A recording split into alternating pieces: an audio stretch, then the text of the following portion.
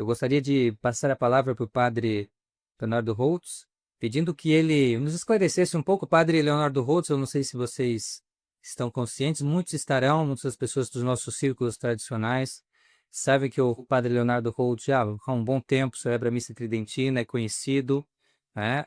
Esteve ligado aí à Arquidiocese do Rio de Janeiro até há pouco, né? Também esteve aí nesses grupos tradicionalistas, Fraternidade São Pio X, BP, o padre falará um pouco mais sobre isso. Então é muito significativa a vinda do padre Leonardo Holtz para a posição sedevacantista e para trabalhar juntamente com o Monsenhor Rodrigo no Seminário São José. Então é algo digno de nota e digno de algum esclarecimento, não é, padre? Então, o senhor pode se apresentar e também trazer um pouco aí, um esclarecimento para a gente sobre como foi essa trajetória, né, de ir aí desses lugares que o senhor esteve, né, aí da arquidiocese, até chegar, assim como aconteceu com o padre Ângelo, né, nesses tempos atrás, né, até chegar na posição sedevacantista. Salve Maria, sou Diogo. Salve Maria a todos. Para mim é uma grande satisfação. Eu já acompanho o Controvérsia Católica há bastante tempo e o Controvérsia Católica para mim tem uma grande importância porque tem uma grande influência, auxiliou para mim no esclarecimento sobre essa questão do sedevacantismo, que no meio católico sempre é tratado como um grande tabu, né? Não se pode tocar nesse assunto. E eu então comecei a pesquisar, falei, quero aprender mais. Antes de fazer um juízo, eu preciso entender, afinal de contas. Pelo menos ouvir qual é a proposta dessa posição, e de fato me ajudou muito a esclarecer e até chegar à consciência e adotar essa posição.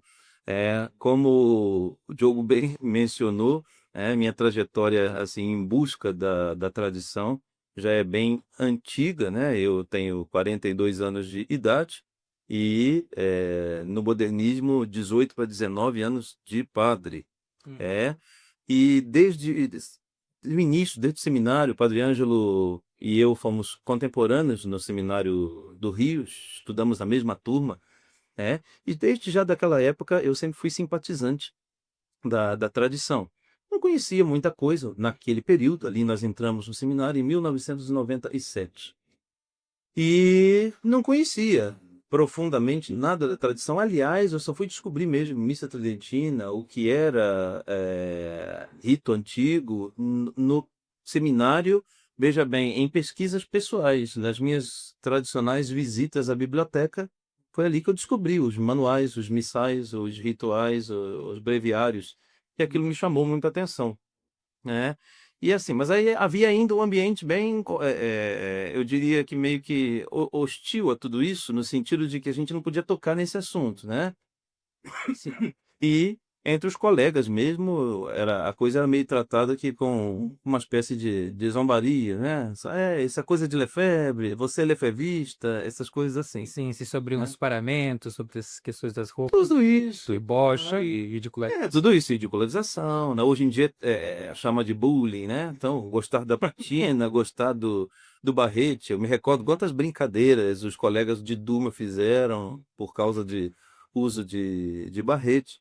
É, assim, por suposto que a nossa veste cotidiana do seminário não era a batina, a gente usava roupa comum, tinha a investidura da batina, o que é uma coisa bem positiva, porque creio que dos seminários do Brasil, de uma forma geral, o seminário do Rio ainda é bem conservador nesse Verdade, verdade. Sim, dizendo sim. é? Mais conservador. Se a gente compara com outros seminários, então ainda existe a investidura da batina, mas não é a veste de uso diário do seminarista.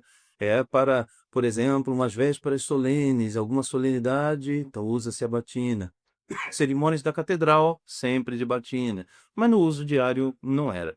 De qualquer forma, sempre desenvolvi esse gosto, sempre gostei, sempre me senti muito bem usando a batina, e os colegas do seminário meio que brincavam com isso. Eu não era sozinho, tinham outros também que gostavam, e inclusive comecei a me aproximar no próprio seminário desses colegas, dentre os quais estão, por exemplo, está o padre, hoje, padre Fábio Calixto, que é da Fraternidade. Sim. Ele também era contemporâneo no seminário.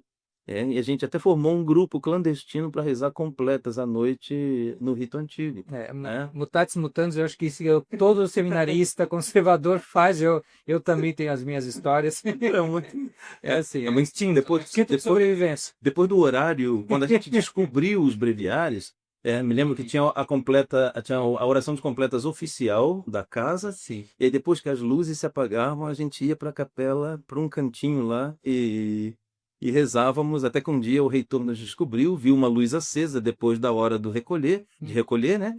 Foi à capela. E aí, o que vocês estão fazendo? Aí a gente, Padre Reitor, a gente está rezando a completa, só que no rito antigo. E ele falou, tudo bem, quando vocês saírem, apaga a luz. Eu, não, não é. Esse realmente é liberal, né? Ele Permite não, tudo, não né? deixou, Pode, né? até o banho, fazer coisas boas pode fazer. Pode deixar, né? Mas, num geral, né? Assim, e assim, naquela época eu não tinha noção de nada disso, né? Hoje, estudando, né? É, Hoje, estudando, eu vejo que em sala de aula, assim, autores que foram elogiadíssimos para nós em sala de aula, eu vejo que hoje são hereges, né? São profundos, autores muito maus, autores muito hereges, Skillebeck, Compassini, certeza. Esses caras eram elogiados, né? Então, é, em sala de aula para nós, né? Bem, o tempo foi passando e enfim, o que eu tinha era aquilo ali, não tinha mais aprofundamento sobre essa questão de tradição. É, mas eu tinha sempre conservava esse apreço. Minha família, por parte de pai, né? Meu pai nasceu na cidade de Natividade, no interior do Rio de Janeiro, né? Portanto, diocese ali de Campos. E toda a minha família, por parte de pai, então tinha contato ali com a então União Sacerdotal São João Maria Vianney e depois a Administração Apostólica São João Maria Vianney. Então, assim, em alguns momentos da minha infância, isso eu tenho essa recordação. Quando a gente ia de férias, passar a temporada lá na casa de tio, de tia, eu me lembro que isso era falado meio que com um grande tabu, né? Ah, tem a outra igreja. Aí eles até machavam o tom da voz para falar, né? Tem a outra igreja ali, onde os padres ficam de costas. Não, não, ali a gente não vai, não. Porque quando houve a separação, parte da minha família ficou no modernismo e outra parte ficou na tradição. Esse ramo que permaneceu com a tradição, eu nem sequer conhecia. E esse pessoal que ficou no modernismo, eles só falavam assim, lá a gente não vai não. E eu tinha essa curiosidade para saber o porquê, mas enfim, né?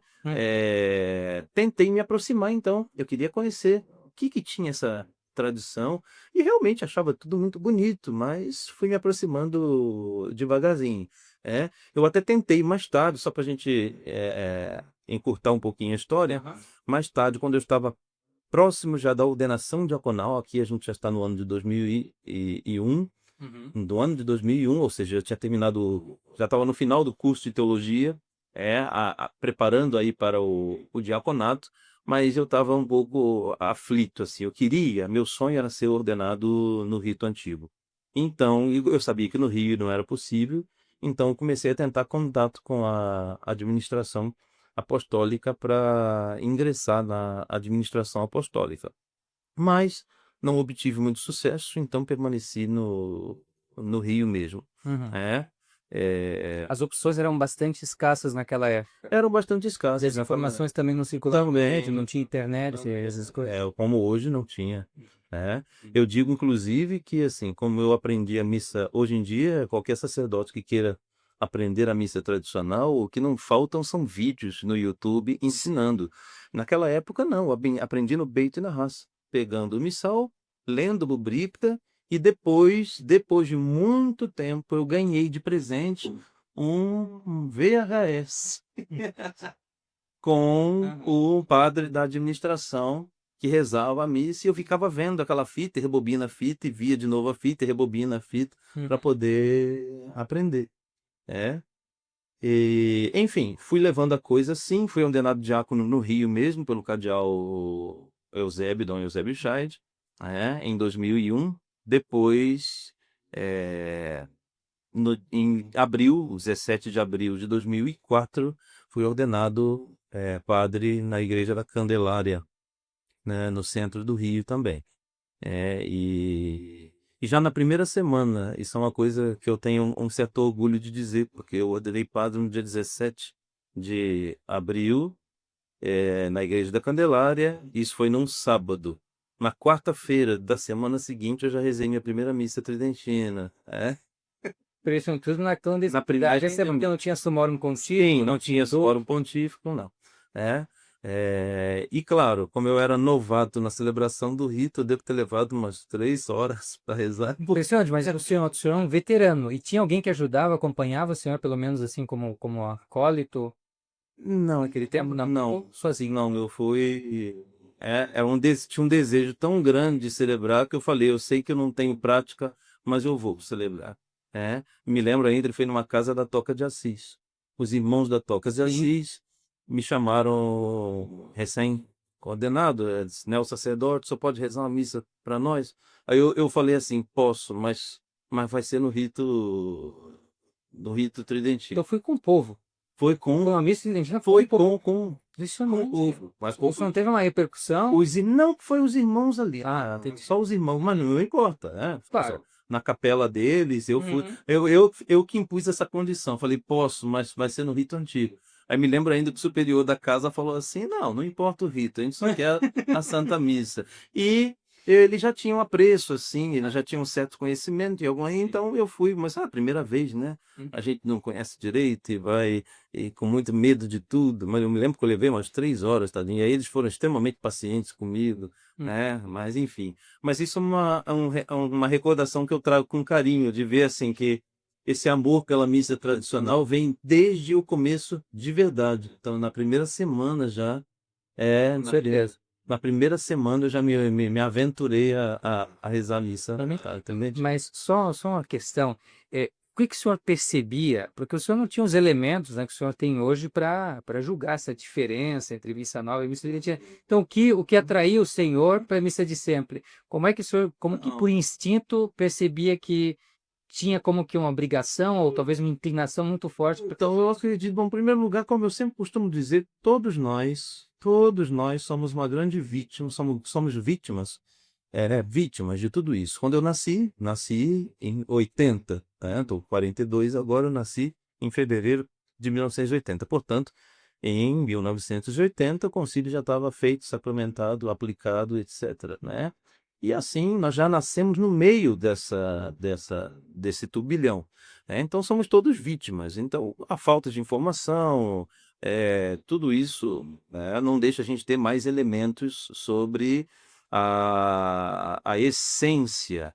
É claro que acredito que, assim como eu, seu Diogo, a maioria das pessoas que se aproxima da missa tradicional, eles se aproximam pela sacralidade dela, é inegavelmente muito mais bonita, muito mais piedosa, com os paramentos, os gestos, enfim, tudo isso foi que realmente é o elemento externo,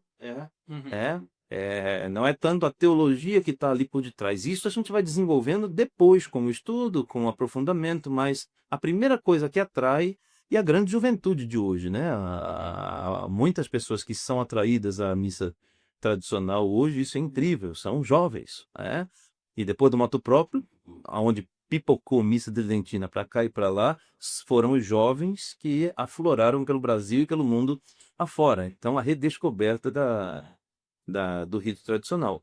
Mas não vou ser hipócrita de dizer, não, eu estava profundamente consciente da teologia que estava por detrás. Não, o que me atraiu foram os elementos exteriores, o canto gregoriano, os paramentos, o respeito, A própria né? A piedade. própria piedade me atraiu para isso. Sim, sim. E é claro, depois, né, cada vez mais, aí sim a gente vai lendo mais, se inteirando mais das coisas, enfim. E assim foi, eu continuei nessa caminhada aí até o ano aí surgiu o moto próprio. Aí veio o moto próprio, e o moto próprio reacendeu uma chama, né? Reacendeu uma nova esperança, que eu dizia, puxa vida, agora não preciso pedir autorização a ninguém e também não preciso ser clandestina, celebrar escondido. ou agora eu posso simplesmente ir até o altar, né? E assim, me lembro que nessa época já tinha recebido minha primeira paróquia, né? Então eu paro pela primeira vez. E então eu acrescentei na paróquia mais um horário. Daí a paróquia tinha 3 missas no domingo, e eu acrescentei mais um horário de missa, que era a missa tridentina, né? A paróquia era uma paróquia moderna, né? Recém-criada, inclusive. Eu fui primeiro pároco dessa paróquia, a paróquia São Judas Tadeu. Então, o cardeal, na época, fez a criação da nova paróquia e, ao mesmo tempo, a nomeação do primeiro pároco daquela paróquia. Foi uma capela de uma outra matriz que se separou. Ela já tinha condições de caminhar sozinha, dizemos assim. E o bispo, então, resolveu fazer a nova paróquia. Eu fui nomeado primeiro pároco dessa paróquia.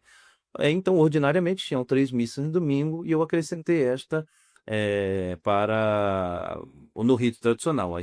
Me lembro que era às 5 horas da tarde. Eu queria um horário neutro, que é para depois não ter comentários maliciosos que o padre estava removendo uma das missas da paróquia. Não. Então, as 3 missas que a paróquia tinha, eu deixei permanecer com as 3 missas. E acrescentei uma num horário completamente neutro, por isso, às 5 horas da tarde.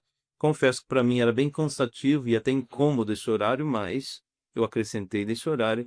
E por suposto que a igreja, sendo uma igreja, uma construção moderna, não tinha o altar antigo, era uma mesa, né? E aí, então, eu tinha visto, na época, um vídeo foi gravado pela Fraternidade de São Pio X na França, onde eles transformam um altar moderno num altar tradicional com elementos muito simples. E eu gostei daquela ideia, então chamei o marceneiro, e ele foi fazendo para mim umas peças. A gente montou um retábulo móvel. Então, quando ia ter a missa tridentina, eu colocava aquele retábulo móvel com um sacrário móvel, e forrávamos umas toalhas e colocávamos uns jarros, e em poucos minutos aquela mesa se transformava num altar para ninguém botar defeito, né? Ficava muito bonito, né? E aí eu comecei a ter problemas. Com certeza. Aí eu comecei a ter os meus primeiros problemas. Por quê? A priori, não com a diocese, não. Dom Eusébio, na época, eu me lembro que me chamou e falou: "Você está rezando missa tridentina?" Eu falei: "Sim, senhor." "Com autorização de quem?" Eu falei: "De Bento XVI." Tem o moto próprio. Aí ele também não respondeu nada, e eu continuei. Mas eu comecei a ter problemas na paróquia. Por quê? Bom, o público que vinha para a missa tridentina não era o público da paróquia, eram pessoas que vinham de fora. O horário da missa, quando eu estava terminando a missa tridentina, que era marcada para as 5, o povo da missa das 19 estava chegando. Então havia o encontro, o choque na porta da igreja, a turma do véu e a turma do sem véu, e era uma. Mas o que chamou mais atenção realmente é porque, naturalmente, tinha que celebrar a missa. Eu celebrava a missa tridentina das 5, depois tinha que celebrar a missa das 7. Isso para mim começou a ser extremamente desmotivante. Eu não vou negar para o senhor, porque depois de celebrar a liturgia tridentina, eu tinha que celebrar logo em seguida a missa nova. É impossível não fazer comparações. Impossível. Ainda mais um sacerdote. Além do Sim. fato de, como eu falei para o senhor, o altar era completamente transformado para virar um altar. Ou seja, há um trabalho também muito grande. E quando terminava esta missa, ele tinha que ser desfeito. Então, os próprios fiéis que estavam na igreja iam olhando para lá e vendo o empobrecimento. Os jarros começavam a sumir, os castiçais saíam, aquele retábulo. É praticamente um resumo do que aconteceu com a igreja depois do. E aí Aham. só ficava uma mesa com uma toalha. Então, realmente isso. E sem contar que, claro, junto a isso, né, outras questões também que foram acontecendo, como por exemplo, aí eu passei a fazer quando eu cheguei nessa paróquia, a gente chega e não chega lá logo de cara mudando tudo, né? Então, eles já tinham alguns costumes que eu fui respeitando, mas depois eu comecei a lapidar. E quando eu comecei a lapidar, aí não gostaram muito, né? Não gostaram muito. Foi onde, então, eu comecei a passar pela primeira crise Afinal de contas, eu estava ali numa paróquia, que é uma paróquia moderna, mas o que eu estava ensinando ou pedindo aos fiéis já começou a conflitar. Uns gostaram, outros não gostaram. Me lembro que teve uma reunião de conselho paroquial, onde os paroquianos estavam bem irritados e meio que me encostaram na parede, né? Por que o senhor está cobrando essas coisas agora? Como quem diz, está ficando tradicional demais enfim, Claro. aquilo tudo mexeu um pouco comigo. Então, confesso que internamente eu estava, e agora? O que que eu faço? Sim, e existe uma grande pressão sobre o sacerdote por conta desses conselhos, na verdade. Sem dúvida. E eles têm essa questão de poder apelar ao bispo e Ah, sim, hoje qualquer aos coisa crentes. qualquer coisa é cartinha para o bispo, né? Aham. Qualquer coisa é cartinha para o bispo, vamos lá, vamos escrever para o bispo, enfim. É. Uhum. Aí, nesse meio tempo, eu, passeando pelo YouTube, achei um vídeo de um sacerdote chamado Padre Renato Leite, que Uhum. estava em São Paulo. E nesse vídeo ele dizia, olha, né, venha conhecer o nosso Instituto do Bom Pastor. É um instituto que tem plena bênção do Papa Bento XVI para celebrar o rito de Uhum. sempre. Você que é sacerdote, se interessar, venha nos procurar. E eu falei, opa, é a minha oportunidade. Achei a minha turma, Victor. Achei minha turma. Sim. Então, imediatamente eu entrei em contato com o Padre Renato, fui fazer uma primeira visita, e depois já conversei com o cardeal Dom Eusébio, falei que eu gostaria de fazer uma experiência, porque afinal de contas aquela turma lá falava a mesma linguagem que eu, e o cardeal Dom Eusébio disse, olha, não concordo com nada que você disse, mas quer saber de uma coisa? É um direito seu, se você quer fazer essa experiência, eu vou conceder, Uhum. né?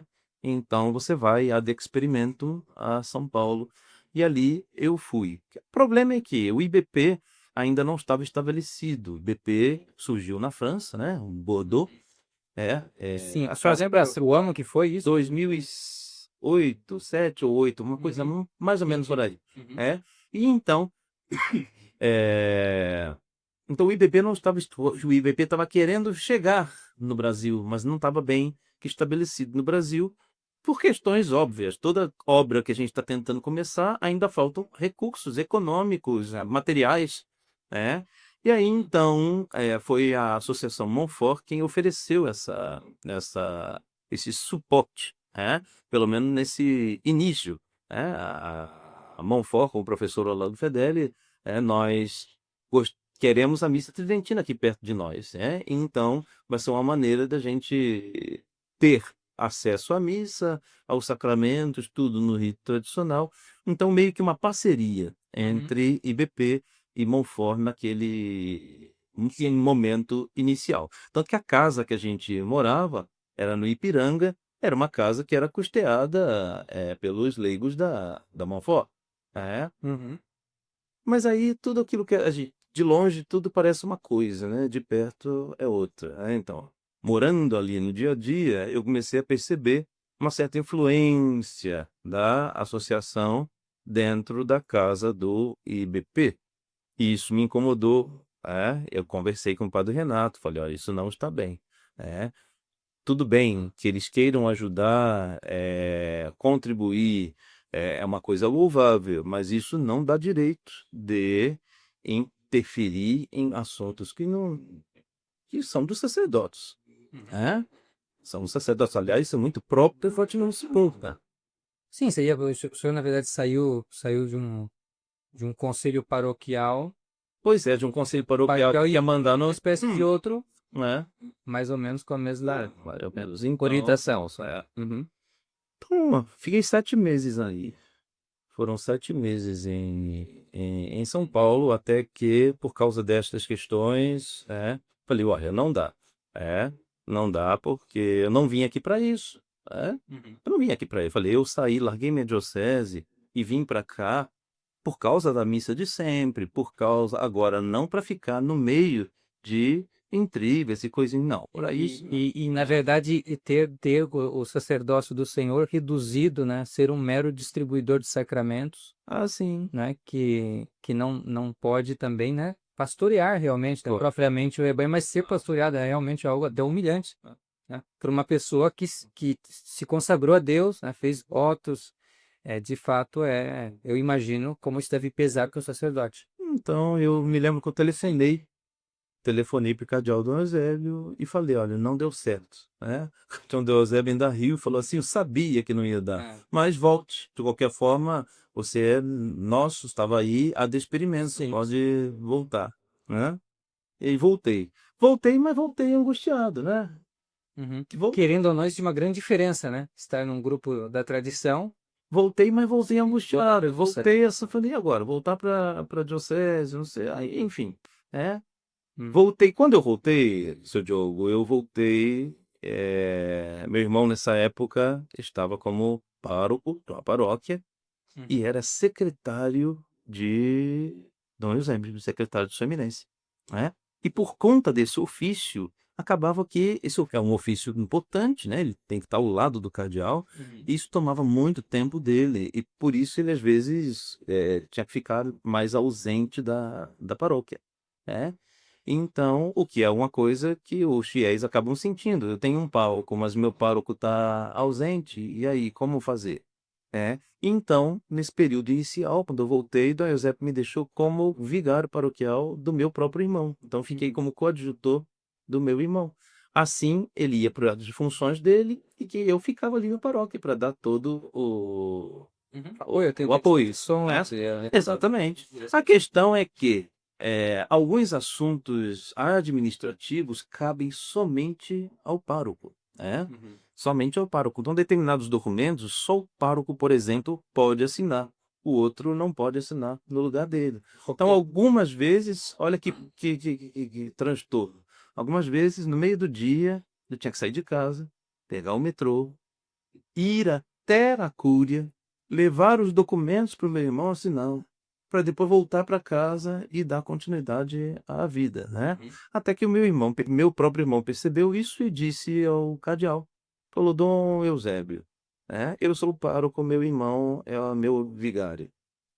Eu, como pároco, somente eu posso assinar determinadas coisas. Ele tem que se deslocar da paróquia para vir até aqui, olha o transtorno, né? E se a gente trocar? Deixa ele pároco e eu fico vigário dele, né? E o cardeal falou, se você não se incomoda com isso, eu faço a troca. Meu irmão falou, não, me incomoda do jeito nenhum. E assim foi feita a troca. Eu sei que em coisa de uma semana, 15 dias, eu era o pároco e o meu irmão era, né?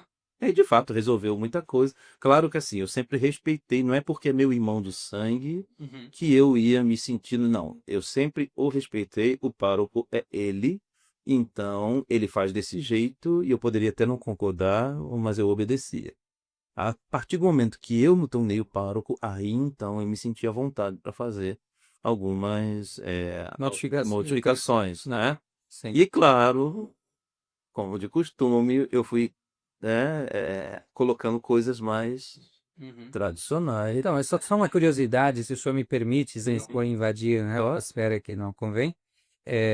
O irmão do senhor acompanhou o senhor nessa busca da tradição ou ele nunca chegou a ter essa compreensão? Não, não. Meu irmão não é. Tem uma diferença entre vocês de Tem. E nós temos a diferença de 2 anos e um pouquinho quase. Eu sou de 80 e ele veio. mas quanto ao seminário, vocês fizeram juntos ou teve? Chegamos mesmo. Eu entrei no seminário em 97. Meu irmão entrou em 2000. Então nós chegamos a conviver ainda no. Entendi.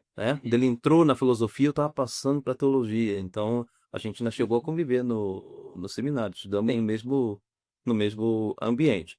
Com relação a essa tradição, meu irmão é bem conservador, né? Então, ao estilo Padre Paulo Cássio, assim, né? Entendi, dá para entender esse Mas, tipo um Dom Eugênio Salles, esse nome. O senhor essa linha do Rio de Janeiro, assim, para pegar, tem mais ou menos essa linha. sim, Entendo. mas, enfim, aí, claro que onde eu passo eu tenho que deixar minha marca, né? Que é a missa tridentina, né? Também comecei a rezar a missa tridentina nesta paróquia. E é sempre impressionante que eu começo a rezar a missa tridentina e aí começam as controvérsias. Começam as controvérsias. E assim, no finalzinho da minha estada ali nessa paróquia, eu também estava um pouquinho angustiado. Foi a período de troca, onde Dom Eusébio aposentou, e aí chegou Dom Orani. Estava num período de transição. Dom Orani estava chegando na arquidiocese. Na linha do tempo, isso é com que ano? 2010. 2010. Dom Orani estava chegando em 2010.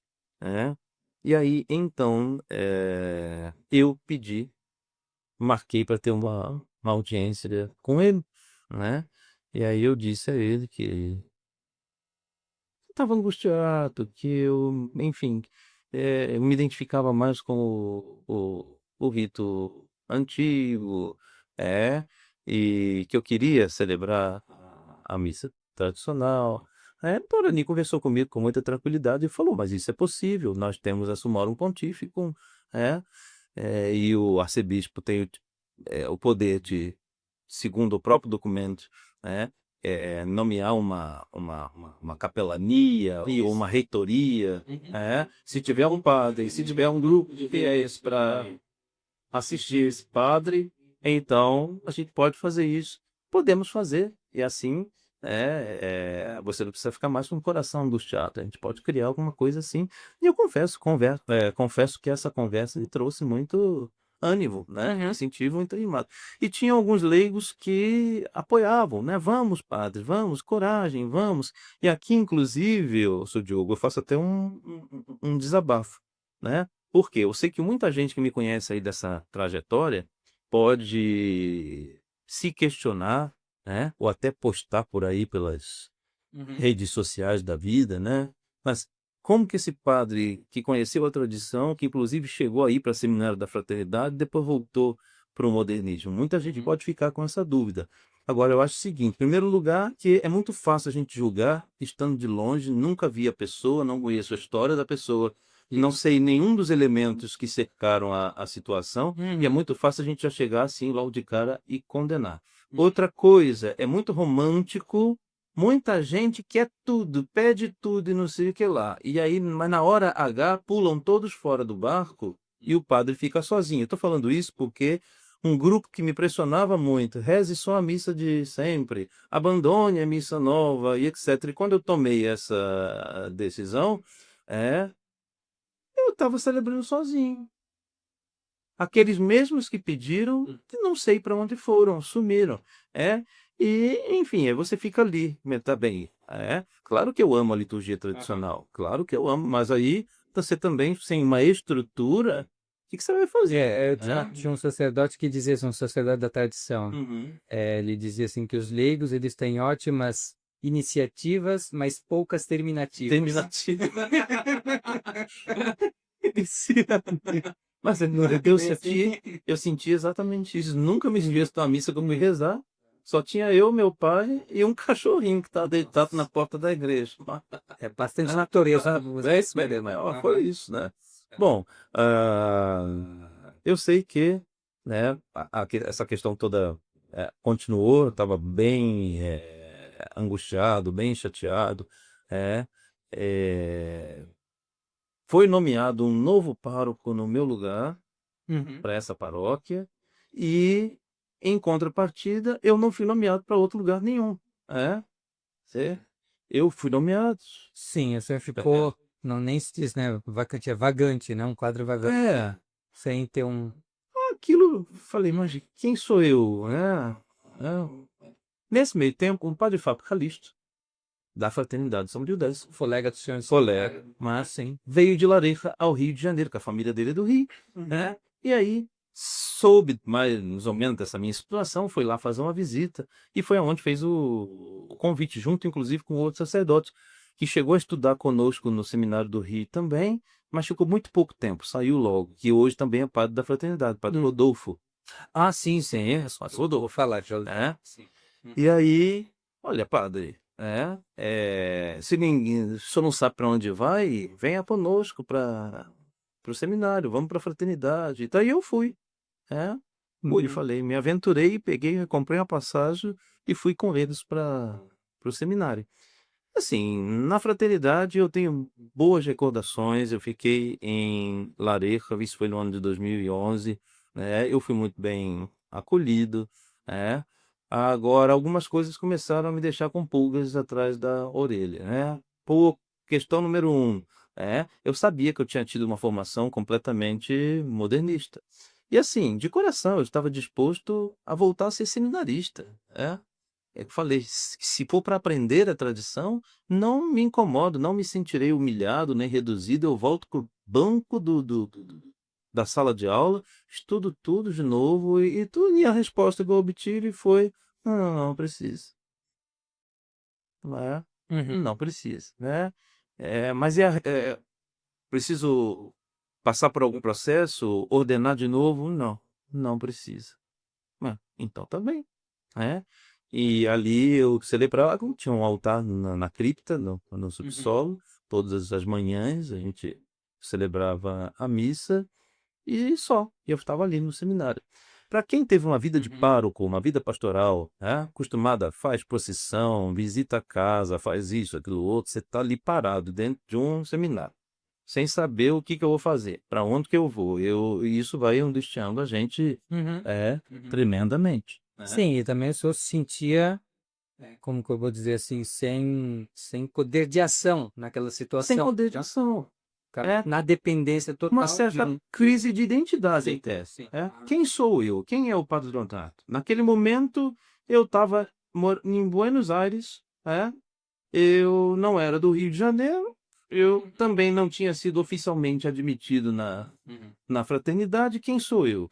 E aquilo, a gente também tem aquela... Então, só sem se saber, que assim, ó, isso é um problema antigo, né, na Fraternidade de São Pio X, que não existe a noção de títulos, né? Não é como, por exemplo, mesmo no modernismo se conservou isso, não, você é um pároco, você é um vigário, você tem algum título e com esse título você contrai certos direitos, né? E isso é o direito canônico da igreja, Sim. né? Pode ter Sim. suas modificações, mas é um modo de manter a casa em ordem para não gerar justamente essas situações difíceis.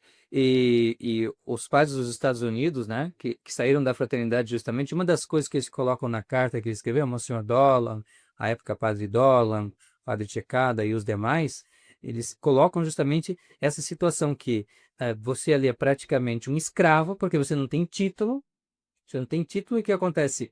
É, se você não agrada, da noite para o dia você vai para o olho da rua, entende? Se você não segue a posição da fraternidade, né? Você é praticamente um religioso ali, né?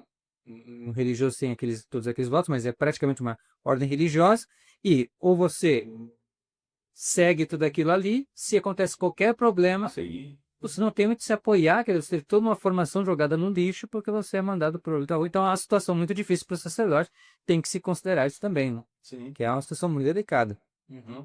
Bom, é isso aí, a gente vai ficando nessa crise de identidade, afinal de contas, quem eu sou. Sem contar que tem outras questões também, não é? Porque a gente é doutrinado, né, desde cedo, a, assim, obediência, obediência à igreja, obediência ao Papa, você tem que ter jurisdição, você tem que ter jurisdição, então isso tudo começou a rodar na minha cabeça. Quem sou eu?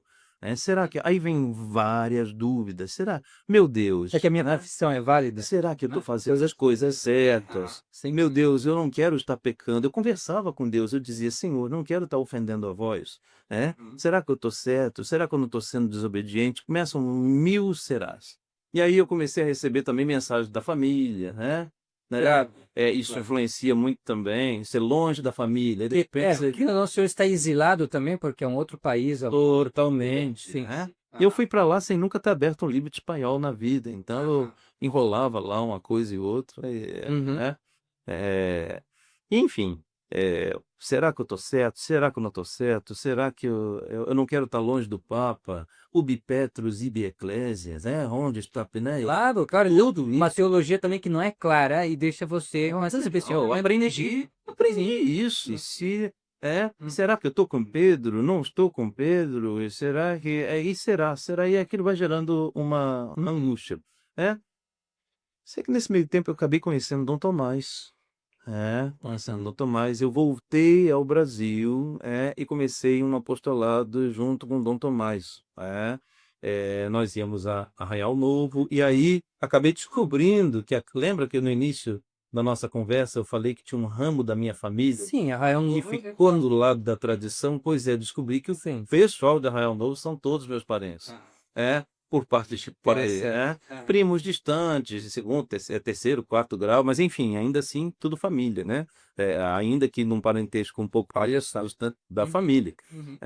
Então, me senti feliz naquele momento, estou em casa, etc. Uma capela já pronta lá no meio do campo, né? A capela bem grande, inclusive, de São Sebastião. Comecei a fazer junto com Dom Tomás, a gente andava de um lado para o outro, e ali naquele período tenho boas recordações. Isso foi antes da separação da... Foi um pouquinho antes da separação pouquinho antes ainda. foi, Sim. pouquinho antes, né? Sim, sim. Então, eu costumo dizer assim, que eu já rodei, já sou bem bodado, né? Aham. IBP, Fraternidade e até pela Resistência, antes dela ser Resistência, mas de qualquer forma passei por uma... Potência já era resistência porque eles tinham já suas diferenças, né? De qualquer Sim, forma, sim. passei pelo mosteiro da Santa Cruz, né? Sim, sim. Passei pelo mosteiro da Santa Cruz, né? Fazíamos muito bom apostolados, né? Fui com Dom Tomás, a gente já rodava com muitos lugares, Espírito Santo, Vitória, então, enfim, sempre acompanhando Dom Tomás e tal. E estava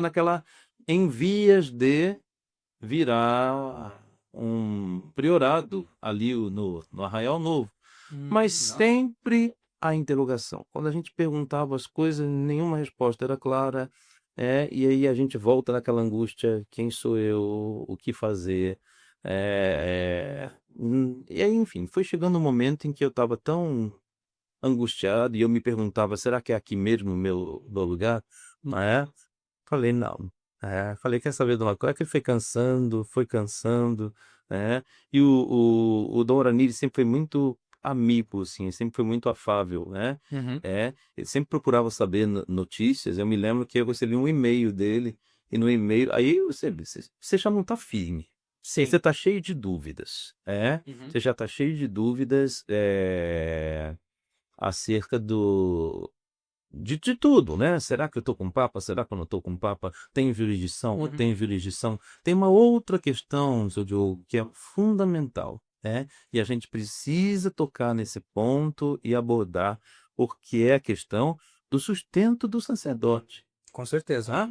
Do sustento do sacerdote. Como eu falava agora há pouco, para muitos vai ser muito fácil tacar pedra e dizer o Padre Gold saiu da tradição e voltou para o modernismo. Mas querendo ou não, quem me deu um suporte e quem me ajudou, né, e durante um tempo com uma estrutura foi lá no modernismo. Sim. Lá no modernismo. Tem, por exemplo, no momento em que eu estou agora, aqui eu digo que eu estou fazendo a experiência de Abraão, né? Sai da sua terra e vai. E eu vou, eu vim, eu portanto, pelo segundo direito canônico, eu tinha estabilidade, eu tinha uma casa não luxuosa, mas que era minimamente confortável, próximo da minha família, próximo dos amigos, e um plano de saúde, e toda uma estrutura ali, Sim. que agora, assim, não estou reclamando, não. Estou muito feliz e estou muito consciente da decisão que eu tomei, seja lá o que vier, Já falei, quer suspender, pode suspender, excomungar, pode excomungar. Estou muito tranquilo da minha atual posição, sede vacatista, e é isso mesmo. Mas a questão é que, a partir do momento que você toma uma decisão de romper com essa estrutura, você está no olho da rua, né? Eu Exatamente. brinquei com o Dom, liguei pro Despedida Paróquia no dia 6 agora de novembro. No dia 7 liguei para o Dom Rodrigo, falei: pronto, Dom Rodrigo, já estou desempregado. Desemprego, então, essa situação de desemprego, né, no caso, para um sacerdote é até que é agravante, né? Imagina, você fez uma formação no seminário de quantos anos o senhor ficou no seminário? 7, 8, No terceiro é por aí. por aí, né? Então, é como uma pessoa, né? Imagina fazer uma faculdade de medicina, aí consegue um excelente emprego em um determinado lugar, e é complicado para aquela pessoa depois, né, não poder exercer, né, essa profissão que também teve todo um treinamento, toda uma coisa, então gera aquela situação assim, que desperdício, né? Como assim que agora eu aceitei todo o ônus e agora que está chegando o bônus eu vou Sim. largar tudo e tudo mais? Então a pessoa procura naturalmente justificativas para tentar manter aquela situação, né, que de fato é uma situação confortável Sim, e que se for legítima, se eu conseguir legitimá-la racionalmente, teologicamente, é melhor. Não há por que sair dessa situação. sim, Até porque assim o senhor também pode fazer caridade, o senhor pode, como o senhor mesmo falou, né? Iniciativa ali da missa tridentina, todas essas coisas o senhor poderia fazer. sim. Então, somente com uma razão muito forte, para um sacerdote, né? Realmente largar tudo. E, infelizmente, esses grupos aí, fraternidade, resistência, eles não dão uma razão realmente robusta, De fato, né? Uma resistência, mas que resistência é essa ao Papa e né? é A como hierarquia, o que eles consideram legítimo? costumo dizer, seu Diogo, assim, eu faço uma comparação com o Evangelho, como diz Nosso Senhor, né? Hoje eu consigo compreender isso. Para mim, todos eles estão colocando remendo novo em pano velho. Uhum. Eu defino assim. É? Podem estar muito bem intencionados, mas colocam um remendo aqui e não adianta. O rasgão fica ainda pior, segundo Nosso Senhor no Evangelho, no final das contas. É? Não estou dizendo que eu sou santo, nem estou dizendo que eu sou perfeito, nada disso, longe, muito longe disso. Inclusive eu faço o meu meia culpa, minha máxima culpa. Porque o Padre Leonardo saiu da tradição e voltou para o modernismo. Falta desse apoio, é uma certa covardia, gente, não vou dizer, é uma certa covardia. Não deixa de ser. Quando você para pensar, poxa, lá eu tinha uma estrutura, a saudade das cebolas do Egito, né? Uhum. Como o povo de Israel passou no Antigo Isso, não, Testamento. atenção, Né? mas o que o senhor dizia também, Você atravessa, chega um deserto, no meio do deserto, olha para trás e diz, lá eu estava escravo, mas eu tinha as cebolas do Egito. Então a gente acaba se seduzindo também por isso. sim, Romper com isso não é fácil. Não é fácil. É uma decisão muito grave. sim, mas que corpo teria sido e tal proposta de Dona Ani que balançou e também, né? Esse contato dele. Não, É que repito, ele sempre, não tenho nada a dizer do Dorani, sempre foi muito afável, muito paternal, e ele sempre repetia a mesma frase, meu filho, aqui é sua casa, Uhum. volte, aqui todos te conhecem, todos te querem bem, aí você já está Entendi. abalado por dentro. De um lado você tem sua mãe também, né, dizendo a mesma coisa, Claro. amigos mandando, e por outro lado você não vê a possibilidade de uma coisa que mais E querendo ou não tinha uma desconfiança também, né? Porque, o senhor é um modernista. Não tinha esse negócio também, assim, aquelas conversinhas. isso, Ai, talvez seja um infiltrado. isso é muito importante. A sensação que a gente tem de ser um sacerdote de segunda classe. Segunda classe. Isso você sempre se sente um estranho, você sempre se sente por baixo, sempre te olham de desconfiança. E as tarefas Só pode celebrar, celebrar, mas fica ali naquele altar ali de dali, sim. e fica sempre. Então, realmente, isso, peraí, ou eu sou padre ou eu não sou padre. Ou eu vou atender o povo ou eu não vou atender o povo. Agora, não dá, não fui ordenado para isso. Não foi ordenado para isso. Então, realmente, esse é um ponto fundamental. Esse a gente se sente.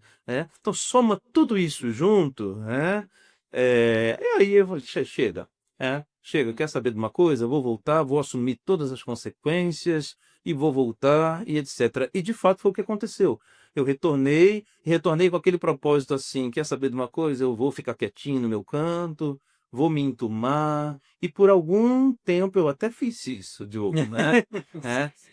Fiquei quietinho, tirei a batina, Sim. tirei a batina para poder não ser diferente dos outros, Uhum.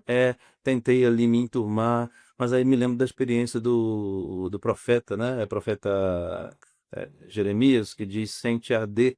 A gente que recebeu de fato, de verdade, um chamado do nosso Senhor, no final das contas, eu estava ali, mas estava queimando o dentro, ardendo por dentro. Eu falei, não posso, não posso. Minha consciência me dizia, até que eu falei, não, chega, eu vou. Aí comecei aos pouquinhos. Uhum. Comecei a botar batina só nos domingos, E aí, daqui a pouco do domingo, eu estendi para segunda, até voltar de novo ao uso pleno da batina. Povo da paróquia, agora eu já estava aí, né? Agora já para a trajetória final, né? Tá, história Que agora já na última paróquia que eu estava com o pároco, né? Que é logo no princípio, quando voltei dessa minha caminhada toda aí Uhum. de fraternidade, Dom Tomás, etc. Logo no princípio, é claro que fui olhado com uma certa desconfiança, né? Não podemos confiar neste. Uhum. Então, logo de imediato, eu não ganhei paróquia, não. Fiquei ainda por 3 anos como capelão de hospitais. Então, ia ao hospital, atendia os enfermos, mas ali no hospital, sem ter uma paróquia. Só depois é que eu fui nomeado pároco novamente, né? E eu até pensei que eu nunca mais ia ser pároco, mas aí, Deus Nosso Senhor deu essa graça, e eu, né? Hum. E foi um período muito bom, né? São 7 anos na paróquia Nossa Senhora do Bom Sucesso, e no bairro do Bom Sucesso, no Rio de Janeiro. O senhor provavelmente então ficou a par daquelas mensagens, aquelas mensagens, né? Porque a Nossa Senhora do Bom Sucesso também tem a Ah, sim, eu nem conhecia, eu não conhecia. Quando eu cheguei na paróquia, eu nem sabia dessa devoção. Aí, claro, Uhum. e foi providencial. Eu tenho certeza Penso que sim, porque é aliás, significativa. aliás, eu costumo sempre dizer o seguinte, eu acredito piamente que eu tenho alguma proteção especial de Nossa Senhora, sabe? Eu nasci no dia 11 de fevereiro, é Sim. dia de Nossa Senhora de Lourdes, Eu fui ordenado diácono no dia 8 de dezembro, no dia da Imaculada Conceição. Todas as ordenações no Rio de Janeiro são feitas na catedral, Porém, como eu, na época, para a ordenação sacerdotal, quando chegou a época da minha ordenação sacerdotal, eu não tinha a idade mínima exigida pelo direito canônico.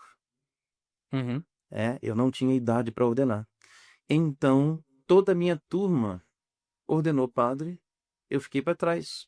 Quer dizer, para não dizer dois, eu e mais dois, então três, somente três ficaram para trás.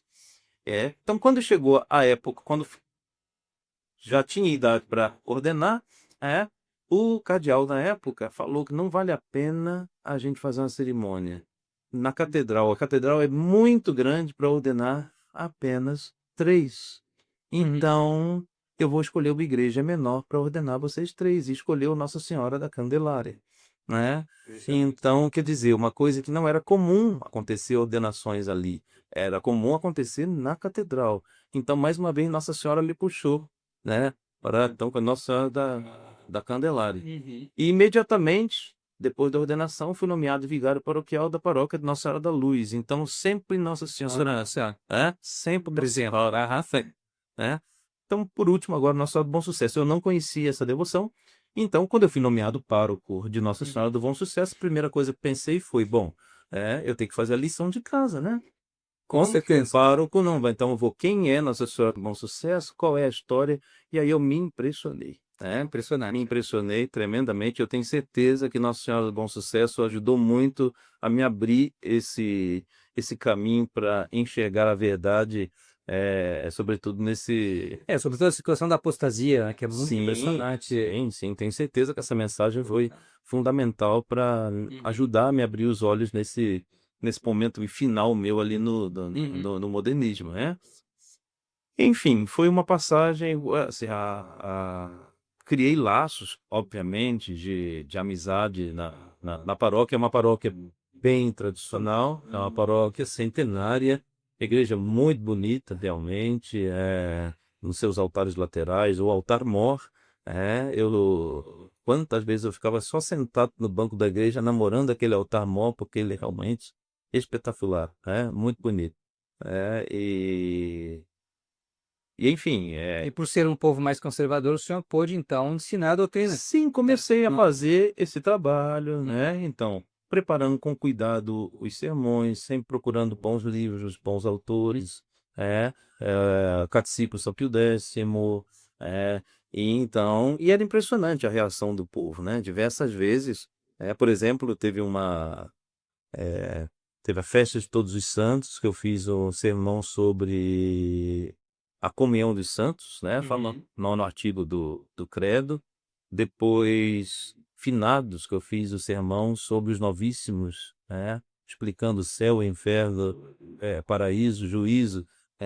E era impressionante ver senhoras de 70 e poucos, 80 anos, isso me impressionou muito.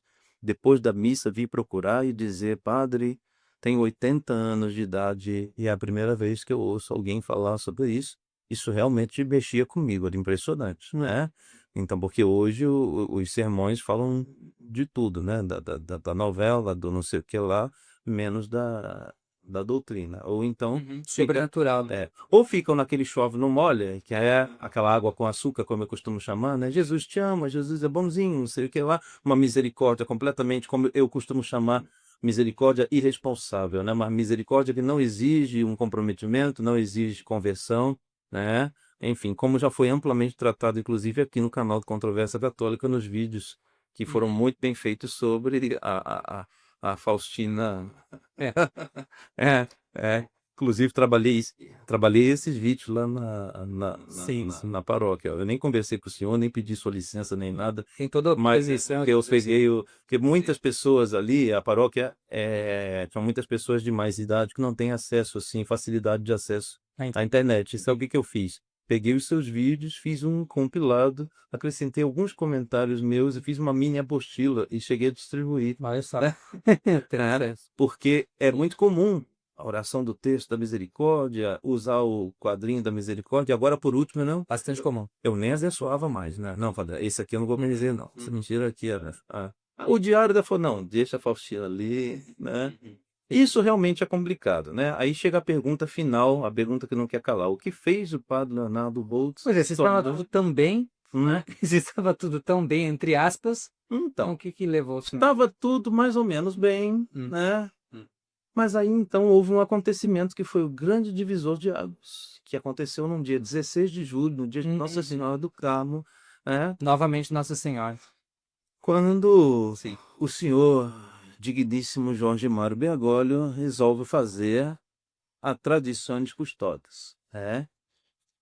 Olha, senhor Diogo, esse documento me fez muito mal, muito mal, muito mal. Eu entrei numa crise, eu entrei numa depressão. Eu fui parar na terapia.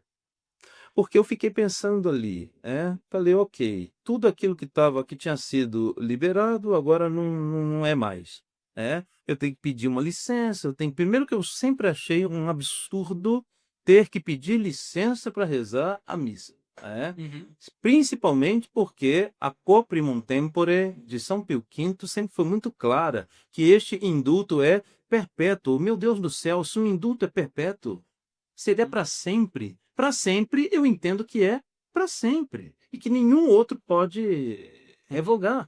Então, só a ideia de ter que me dirigir, aí me chamam de insubordinado, me chamam de desobediente, rebelde, ou qualquer nome que queiram me dar, tudo bem, pode me rotular, que eu não estou nem aí, não. Mas sempre achei um absurdo. Eu tenho que me dirigir a alguém para pedir, para rezar uma missa, que é a missa da igreja, que é a missa de sempre. Não vou.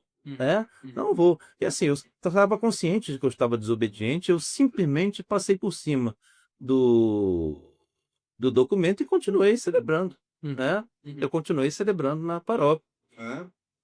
Ninguém falou nada em contrário e eu continuei celebrando. Mas ciente de que haveria uma repercussão, porque afinal a ideia do documento é fazer uma transição. A tensão é muito grande, porque assim, cada vez que eu ia para o altar, não eram todos os dias, ali na paróquia a gente tinha a missa tridentina no sábado, às 8h30 da manhã, e no domingo, às 11h15 da manhã. Então, todos os finais de semana, nós tínhamos seguramente a missa tridentina ali na paróquia. E mesmo a missa nova, que eu celebrava, não era bem a missa nova. Sim. Então, assim, desde que eu cheguei ali na paróquia, assim, algumas alterações, eu brincava com o pessoal, os mais chegados, né? O povo da paróquia nem sequer Percebia a não. Mas aqueles que conheciam, eu dizia que eu fazia um rito leonardino, né? Porque, então eu removi a beracá judaica, totalmente judaica do ofertório da missa nova. Bendito sejais, Deus do universo. Esse bendito sejais judaico eu tirava fora. Essa bênção sobre os alimentos judaicos. Então eu botava o ofertório, Sim. trocava a palavra da consagração, orar irmãos e irmãs. Primeiro que esse negócio de irmãos e irmãs, eu sempre achei ridículo, porque isso é um assassinato. Aí não é nem liturgia, não é nem liturgia, isso é assassinato da língua portuguesa. Irmãos já está no plural, ponto. Então, Claro. e o nosso sacrifício, né? Essa ideia de que o sacrifício do padre e do povo é um só, que todos oferecem o mesmo sacrifício, que a gente sabe que isso é uma grande mentira, né? O sacerdote age em persona Cristo, o sacerdote tem o sacerdócio, chamado sacerdócio comum dos fiéis, é outra história. Então, aqui, orar, irmãos, para que o nosso sacrifício dá a impressão de que o sacrifício do padre e o do povo é uma coisa só. E a gente sabe que não é isso na fórmula, né? Ora, irmã, orate fratres ut meum ac vestrum sacrificium, né? Sim. O meu e o vosso, deixando muito claro que o meu é um e o vosso é outro, mas então Sim, o et tem essa força, né, de... meu ac vestrum, meu e o vosso, o ac. ac, Uhum. meu e o vosso, Uhum. meu e o vosso. Parêntese, curiosamente, mesmo no missal modernista de Paulo VI, em latim, a fórmula ainda é essa. Uhum. Isso para a gente ver a malícia que houve por trás da tradução portuguesa. Que mesmo a missa de Paulo VI em latim. Como é que está no português traduzido? Orai, irmãos e irmãs, para que o nosso sacrifício Entendi. seja Então aceito. tirou essa diferença. Tirou, uniu o Compreendo. sacrifício do padre, né? Compreendo. Quer dizer, aquela ideia protestante de que o padre é só um presidente, mas todos ali celebram tanto que os fiéis foram doutrinados a participar da missa. Agora você não pode, não é assistir à missa, é participar da missa. E eu dizia, não, você não vai participar da missa, você vai assistir à missa. É católico assistir à missa. Padre, participar da missa. E fora a questão de celebrar, né? Celebrar, presidir. Porque o participar, tomar parte de, quer dizer que o povo está celebrando junto. Então, Claro. é um rito luterano. Uhum. É um rito anglicano, luterano ou qualquer outra coisa. Mas, enfim, eu fui fazendo essas alterações para tentar, naquela nossa tentativa de catolicizar. Então, Como que passar batom no porco, né? Como eles falam. isso aí. Sim. Mas Seja a não, mas objetividade, mas é tentar enfeitar uma coisa que você sabe que depois... isso no final fim das do dia, não. contas, é isso. Então, mas aí tinha essa pressão e como é que isso se desenvolveu, então, nessa Mas decisão? eu mesmo comecei a perceber, Uhum. esse batom do porco foi exatamente o que eu percebi, né? Uhum. Falei, mas espera aí, por mais bem intencionado que eu esteja, eu ainda estou enfeitando, volto àquela analogia que eu fiz agora há pouco, extraída do próprio Evangelho. Estou colocando remendo novo, meu Deus, em roupa velha. Uhum. Por mais que eu enfeite isso daqui, o rasgão fica pior. Sem contar que a Traditionis Custodes, ela deixou o tom muito claro. Para mim, isso aí, no meu humilde entender, eu entendi que o recado principal da Traditionis Custodes é qualquer um que ficar no nosso caminho, iremos passar o rolo compressor por cima.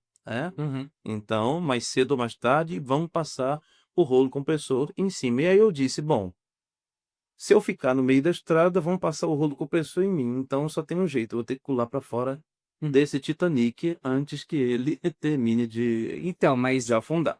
e o senhor chegou a se perguntar assim, mas como que o vigário de Cristo sobre a terra vai se posicionar contra a missa? Não, aí vieram A milhares. missa que tantos e tantos santos celebraram com fruto, Vieram proverderam tantas almas. A verdade, assim, Sr. Joe, para ser muito honesto, Uhum. desde o início, tá? Desde o início. Desde que recebi a notícia da renúncia de Bento XVI. Uhum. E que para mim foi uma das partes mais difíceis ao aceitar a posição sede-vacantista, porque eu tinha uma grande veneração por Ratzinger. Entendo, tá. Então, para mim foi outro drama de consciência, né? Até eu chegar à conclusão de que ele era apenas mais uma peça nesse tabuleiro de xadrez, né? Uhum. Mas para mim doeu muito, né? Doeu. Sim, mas com Bergoglio, o senhor já desde o princípio foi mais ou menos como eu também. Desde o Você já princípio. percebe que Desde o não princípio. está bem. Nos primeiros sinais, quando começou com aquele negócio de primeiro aquela frase que para mim foi muito impactante negativamente, nem sei se aquilo é mito ou não, mas que ele teria dito agora acabou o carnaval. Ou trouxeram algum paramento para ele, não quero isso porque agora acabou o carnaval. O que é fato é que ele acabou com um monte de protocolo. Falei, bom, isso já me Gostou. pareceu muito desrespeitoso.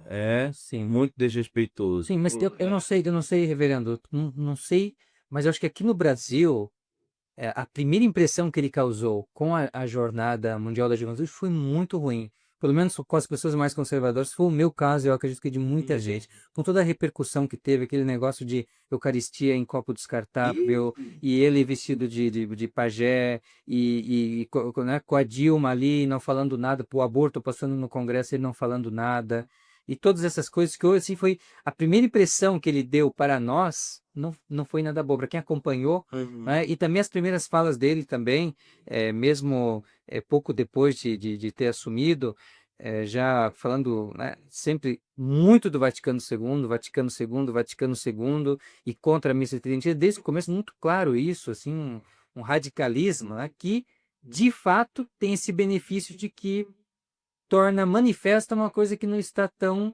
evidente em João Paulo II, em Bento XVI. Realmente radicaliza. Parece que ele faz ressuscitar aquele espírito de Paulo VI mesmo, sem fazer as mudanças, né? Só que aí de uma maneira ainda menos disfarçada. Menos completamente, né? Passar. Sim, sim. Eu não posso nem falar nada de Jornada Mundial da Juventude, porque, por incrível que pareça, morando no Rio de Janeiro, e mais ainda, porque no período em que aconteceu a Jornada Mundial da Juventude, lembra que eu falei para o senhor que eu estava capelão de hospitais? Então, os 3 hospitais onde eu trabalhava não eram hospitais religiosos, nem ligados à igreja, nem nada. Sim. 3 hospitais do governo, né? Públicos. Portanto, naturalmente, os 3 hospitais, nenhum dos 3 tinha residência do padre. Então, eu estava residindo em uma paróquia, mas não tinha funções ali na paróquia. Eu era apenas um padre que me acolheu, tinha um quarto sobrando na casa paroquial, então esse padre me deu residência, e então ali era o meu quartel, meu QG, né? Meu quartel-general. Morava ali, me alimentava ali, e dali saía para o apostolado no hospital e voltava. E esta paróquia em questão fica exatamente ficava no coração de onde aconteceu a jornada. Era 5 minutos a pé da praia de Copacabana, né? Então, a paróquia na zona sul do Rio, Santa Terezinha, no bairro de Botafogo. E se eu saísse da paróquia e fosse andando pela calçada, 5, 10 minutos no máximo, eu estava na praia de Copacabana, onde aconteceu tudo. Então, eu estava morando bem no coração da nada, pode-se dizer. Isso pode até não acreditar, mas eu não participei de absolutamente nada da jornada. Impressionante. Mas tem coisa que é até melhor não saber. Não, Mas foi bem no máximo decepcionante. eu vi aquela televisão, não me aproximei, por causa daquela primeira impressão que eu tive, quando começou aquele negócio de não quero botar sapato vermelho, Isso, não, eu vou botar exatamente. coisa assim, não sei o que lá. Então, e toda aquela humildade perante as câmeras. Eu me lembro até que eu fiz um sermão naquela época sobre, o título do meu sermão foi Cuidado com a Falsa Humildade. É uma falsa humildade escancarada. Então, uma humildade mundana. É aquela humildade assim, olha, Natal, pessoal, estou indo aqui distribuir cesta básica para...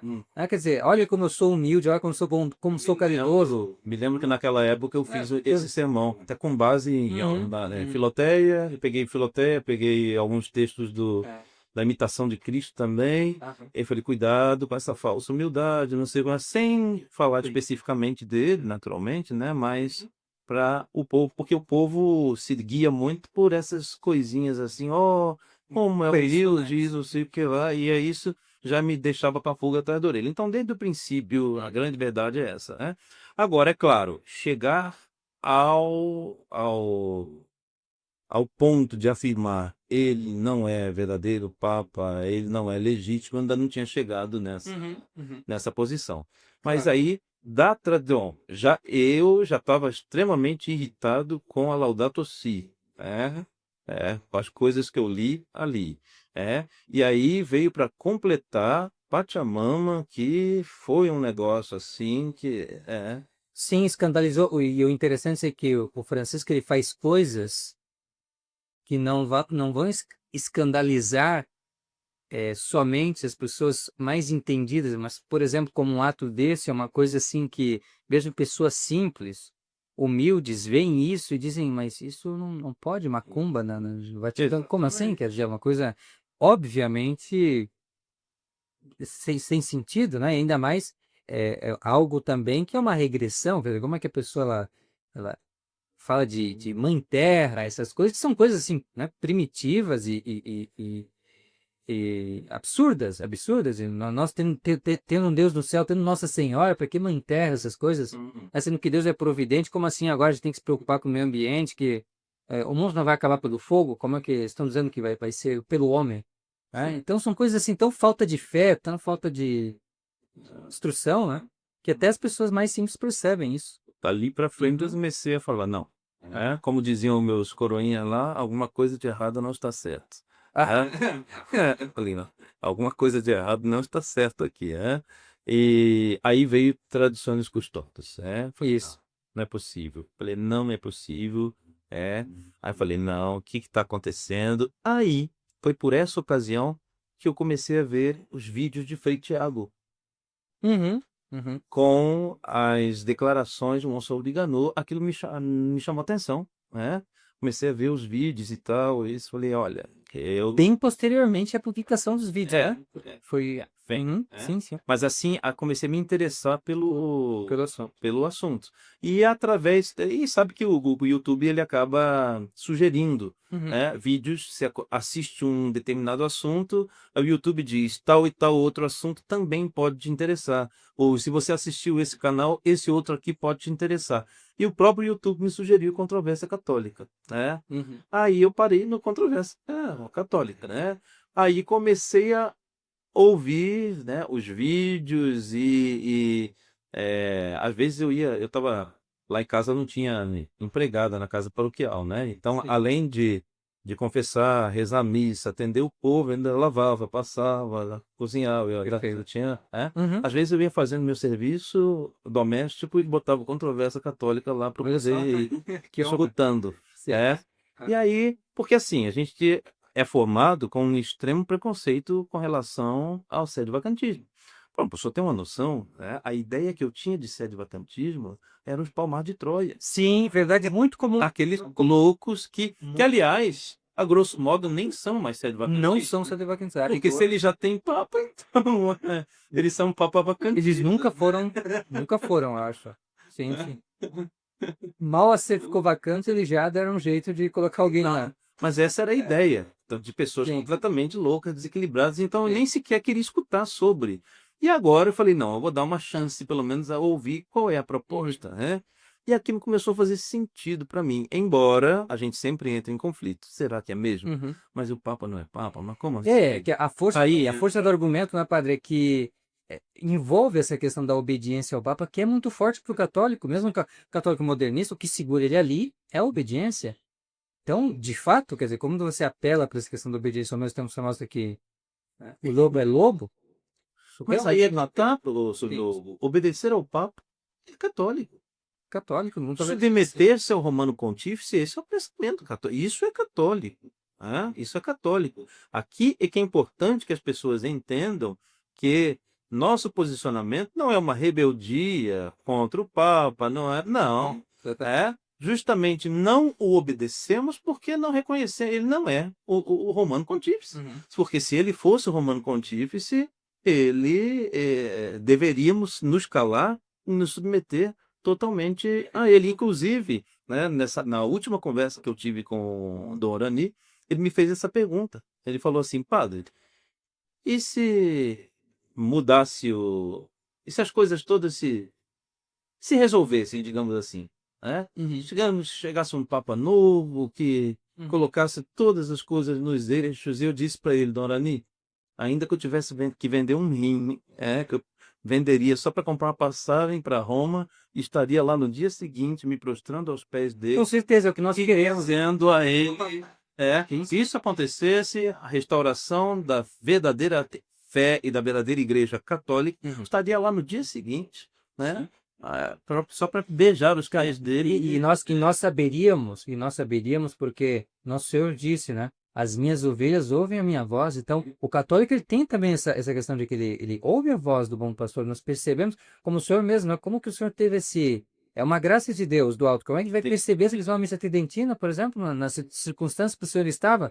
Quer dizer, é o sentir, né? Como que esse chamado, né, do bom pastor, mesmo Cristo, cabeça que continua, né? Cabeça da igreja lá no céu, que vai nos orientando e, e nós percebemos, como nós percebemos quando nós lemos as encíclicas antigas. Olha ali, é o Papa que está falando. Falando com a... Agora, o Laudato Si, você isso não é o Papa, isso Não, é um homem com uma agenda política, perfeito. disfarçando de religião para conseguir comprar esse pessoal religioso aí para essa agenda, que é uma agenda absurda, né? E é isso, você vê realmente Isso aí. algo meramente natural, você não vê o sobrenatural ali. Eu sei que os conceitos básicos, só para a gente concluir, Claro. mas assim, os conceitos básicos do sedevacantismo eu já tinha compreendido e já tinha começado a concordar com tudo aquilo ali. Uhum. Falei, olha, isso aqui está certo.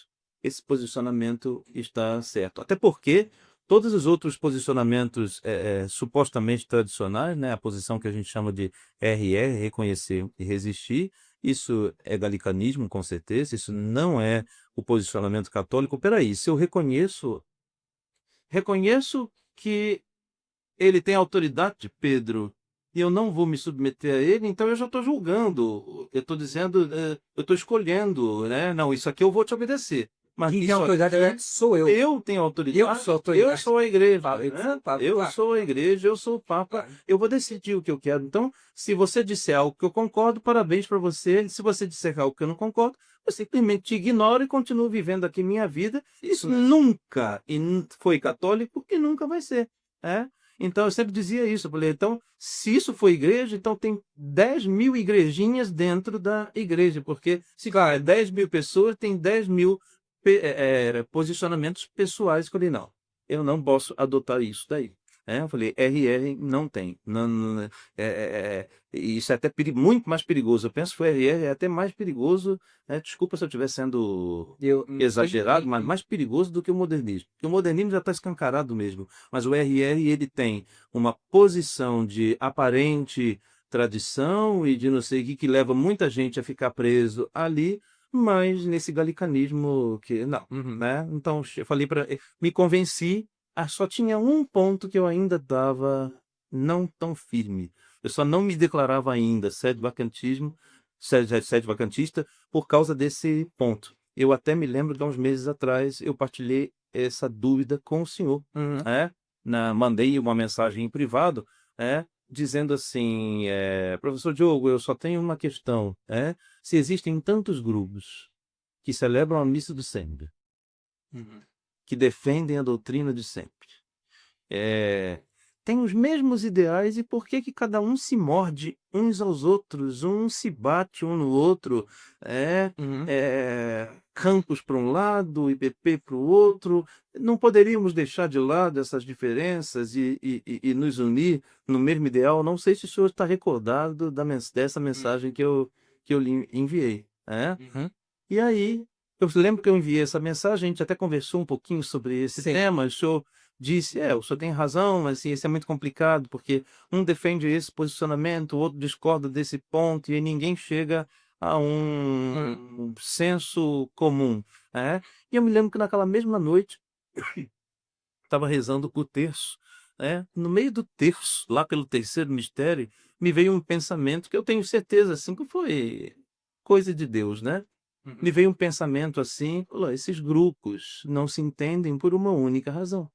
Só tem um que é capaz de gerar, é o vínculo de unidade da igreja, e este é Pedro. Justamente é isso que eu normalmente respondo. Ninguém se entende, sabe por quê? Porque não tem um Pedro para dizer, Claro. é por aqui. Aí eu falei, ali para mim foi a gota d'água. Eu falei, então tá certo, então não temos papo. Não, e o interessante assim, que como fica claro o sedevacantismo com Francisco, porque ele é a causa da divisão. Na verdade, quer dizer, ele vive, o senhor mesmo hoje leu para nós aqui, né, durante a conferência, quer dizer, esse senhor, em vez de procurar a concórdia, e uma concórdia que realmente convença os corações, que é com a doutrina católica, que convence, que une na verdade e assim liberta, o que ele faz é justamente atacar qualquer pessoa que queira ser tradicional, encher de estereótipos, preconceitos. Quer dizer, uma pessoa que só quer brigar, Rendinhas da só quer confusão, só quer confusão, debochado e todas essas coisas. Quer dizer, mas cadê a graça disso? Claro, o Papa ele pode ser uma pessoa, né? Pessoalmente, pode ter seus Conto do defeitos. clero, aquele conto do clero É, com o clero da da Sicília. Sicília foi um absurdo. É. Então, mas como é que pode? Quer dizer, o Papa ele No realmente. século XXI, Batinas, Barrete, onde estamos? Como vão as implementações? Ainda pergunto, como vão as implementações do concílio entre vós? Não. Não, e o senhor sabe que a Sicília é a parte mais conservadora, Sim. né? Sim. Então, assim, realmente é impressionante porque é o povo, digamos assim, mais que preservou mais o catolicismo ali. Então parece que o que ele quer? Ele quer destruir o que sobrou do catolicismo. Então, o ódio dele é porque ainda tem muito católico. Sempre digo que o mínimo de coerência podia estar tirar a batina branca, né? Claro, com É certeza. eterno. Mas sabe qual é o problema? É que aí ele precisa da batina branca para tirar as batinas pretas. Senão ele não consegue. Não é verdade? É impressionante. Eles não querem largar o poder, né, de poder fazer essas coisas. Sei que foi nesse meio tempo que eu acabei chegando até através do Controvérsia também, ao vídeo da sagração. Vídeo não. Quando eu abri, estava iniciando naquele momento a transmissão ao vivo da sagração episcopal de Sua Excelência, Dom Rodrigo. E aí eu disse, eu preciso entrar em contato com esse bispo. Aí mandei mensagem do senhor, aí o senhor me disse, me chama no privado que eu tenho o número dele. Eu falei, mas vai me dar o número do bispo, ele vai me responder, e respondeu.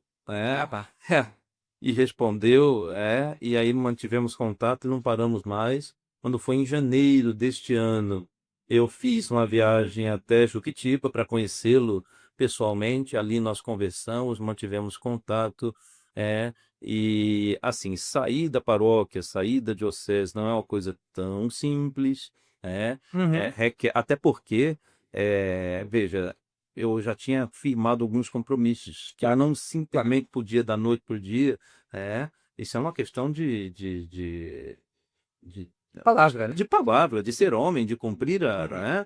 Então eu disse para o Dom Rodrigo, falei, Dom Rodrigo, não vou mentir, eu ainda preciso permanecer, palavra. Outra coisa também, eu estava saindo, então eu precisava me estruturar e me preparar para me organizar para essa saída, né?